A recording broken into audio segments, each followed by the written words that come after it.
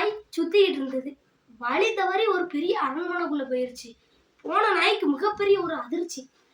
அங்க உள்ள பார்த்தா சுத்தி முத்தி நூத்துக்கணக்கான நாய்கள் நிக்கி. இந்த நாய்களை பார்த்த உடனே என்னடா இதுன்னு எரிச்சல் ஆகி போச்சு.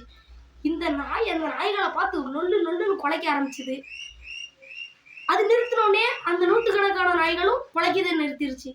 இது ரொம்ப பயம் அதிகமான உடனே அப்படின்னுது. அதுக்கு அந்த நூற்றுக்கணக்கான நாய்களும் அப்படின்னுது.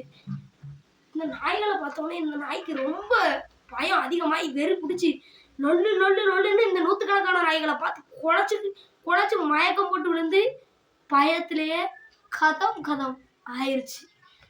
அந்த நாய் கொஞ்சம் யோசிச்சு உணர்ந்து இருந்ததுன்னா நம்மளை சுத்தி இருக்கிறதெல்லாம் நம்மளோட பிம்பம் தான், நம்ம குலைக்கிற சத்தம் தான் நமக்கு எதிரொலிச்சிருக்கு அப்படின்னு அதுக்கு உணர்ந்திருக்கும். நம்ம சுத்தி இருக்கிறது எல்லாமே கண்ணாடி அப்படின்னு அதுக்கு தெரிஞ்சிருக்கும். ஆமா, நம்ம வாழ்க்கை இப்படிதான். நான் ஒருத்தனுக்கு நல்லது செஞ்சோம்னா அவன் எனக்கு திருப்பி நல்லது செய்வான். நான் அவனுக்கு கெட்டது செஞ்சோம்னா அவன் எனக்கு கெட்டது செய்வான். இத மாதிரிதான் எல்லாமே. இந்த உலகம் மிகப்பெரிய கண்ணாடி.